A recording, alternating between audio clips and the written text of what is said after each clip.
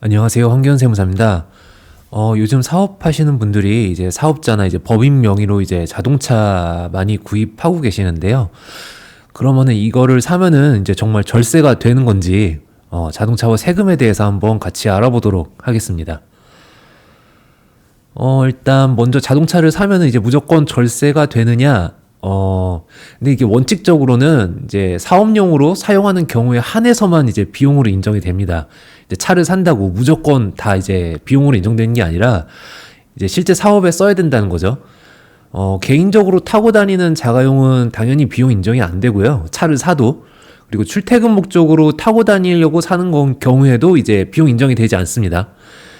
이제 비용으로 인정되는 경우에는 이제 거래처 미팅을 간다든가 아니면 차를 써가지고 뭐 출장 등을 간다든가 요렇게 하지 않는 이상은 이제 비용으로 처리가 되지가 않습니다. 자, 그럼 이제 차를 살 때 이제 어떤 차를 사는 게 조금 더 유리하냐? 이제 보면은 이제 경차, 9인승 이상의 차량, 뭐 트럭, 승합차, 요런 거가 세금 측면에서는 이제 더 유리합니다. 왜냐면은 이제 차를 살 때도 이제 부가가치세가 붙거든요. 근데 이제 요런 차 말고 다른 차를 사면은 이게 환급이 안 됩니다.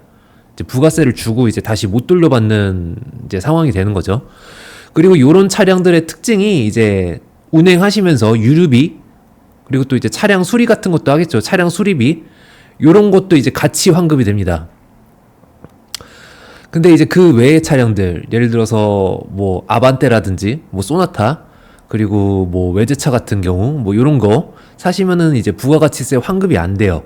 그리고 운행하시면서 발생하는 뭐 유류비라든지 차량 수리비, 이제 요런 것도 부가가치세가 환급이 안 됩니다. 똑같이. 그리고 이제 요런 이제 경차나 9인승 이상 차량 같은 경우에는 이제 업무용 승용차 규제 대상이 아니라서 뭐 이제 운행일지를 작성한다든지 이제 별다른 이제 제재가 없는데, 이제 그 외의 차량 같은 경우에는 이제 업무용 승용차 규제 대상에 포함이 돼요. 그래서 이제 비용 처리라든지 요런 부분이 이제 상당히 까다로워집니다.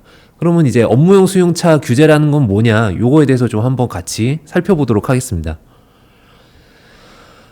일단 업무용 승용차 규제가 들어가는 차량을 구매를 하면은 차량 구입한 금액이 다 인정이 안 돼요. 얼마만큼 인정이 되냐? 1년에 800만 원까지만 인정이 됩니다. 예를 들어서 내가 4천만 원짜리 차를 샀다. 그러면은 이제 1년에 800이 딱 채워지겠죠. 근데 이제 1억짜리 차를 샀다. 그러면은 이제 이걸 5년 정액법으로 감가상각을 하게 되는데, 그러면 1년에 2천만 원씩 5년 동안 비용이 인정이 돼야 되잖아요. 근데 2천만 원이 아니라 800만 원까지만 비용이 인정됩니다. 그러면은 이제 차를 빌리면 되지 않냐? 근데 리스나 렌트를 하셔도 이제 리스 렌트료가 연 800만 원까지만 인정이 됩니다. 그리고 이제 운행일지를 작성을 하셔야 되는데요.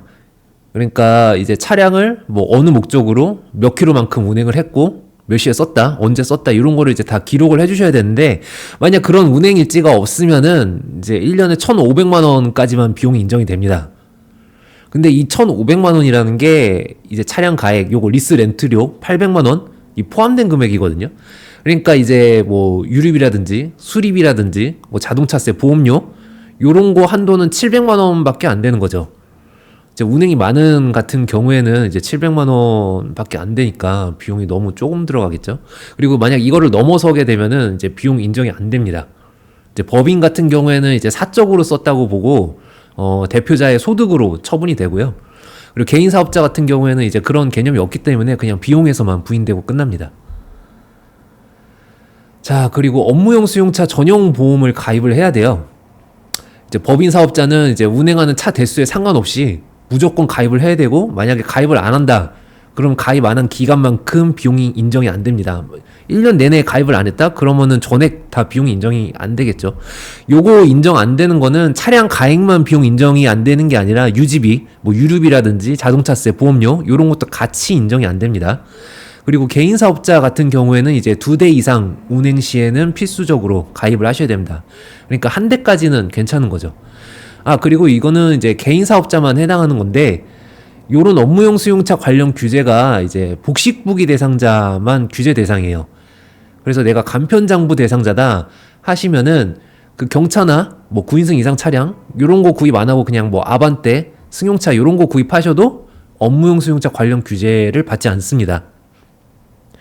그리고 네 번째, 그리고 법인인 경우에는 이제 녹색 번호판 미부착 시 비용 인정이 불가능합니다. 요거 이제 얼마 전에 법이 바뀌었죠. 이제 법인이 일정 가액 이상, 뭐 8천만 원이었나요? 뭐 일정 가액 이상 차량을 구매하거나 리스 렌트하면은 이제 무조건 녹색 번호판 이제 부착되는 걸로 바뀌었죠. 그래서 요거 번호판 부착을 안 하시면은 비용을 전혀 인정받을 수가 없습니다. 요거는 아까 위에 말한 것처럼 유지비나 보험료 요런 것도 포함입니다. 자, 그리고 이제 또 많이 물어보시는 게 그럼 뭐는 이제 세금 측면에서 그냥 사는 게 낫냐 아니면 리스 렌트를 하는 게 낫냐 물어보시는데 별로 차이가 없습니다. 그냥 세금만 놓고 보면은 차이가 없어요. 그렇기 때문에 이제 자신한테 가장 유리하게 구매를 해주시는 게 낫고, 그리고 뭐 리스 렌트 하면은 뭐 비용이 늘어나니까 세금이 줄어들지 않냐 하시는데, 뭐 비용이 늘어나면 세금은 줄겠죠. 주는데 근데 문제는 이제 늘어나는 비용만큼 세금이 줄지 않아요. 그러니까 내가 1,000원을 더 지출을 하더라도 세금이 1,000원만큼 더 안 주는 거죠. 이제 소득세율 같은 경우에 최고가 지금 뭐 45%니까 뭐 지방세 합치면 거의 50%라고 보면은 이제 1,000원만큼 돈을 더 써도 500원만큼 세금이 안 주는 거예요. 그러니까 500원은 이제 그냥 날아가는 돈이 되는 거죠. 그러니까 이제 세금은 이제 고려하지 말고 이제 자신한테 가장 경제적인 방법으로 이제 구매를 하시는 게 제일 좋을 것 같습니다. 자, 오늘은 좀 차량에 대해서 좀 얘기를 해봤는데요. 이제 좀 마무리 짓자면은 이제 차를 산다고 무조건 다 비용으로 인정을 되는 게 아니라 이제 업무용으로 써야지 비용으로 인정이 된다. 그리고 두 번째, 이왕 차를 살 거면은 이제 부가가치세가 환급되고 유지비 뭐 이런 것도 다 환급되고, 그리고 업무용 승용차 규제 대상에서 제외되는 경차나 9인승 이상 차량 뭐 이런 걸로 좀 구매를 하자. 이렇게 결론 낼 수 있을 것 같습니다. 자, 오늘 강의는 여기에서 마치겠고요.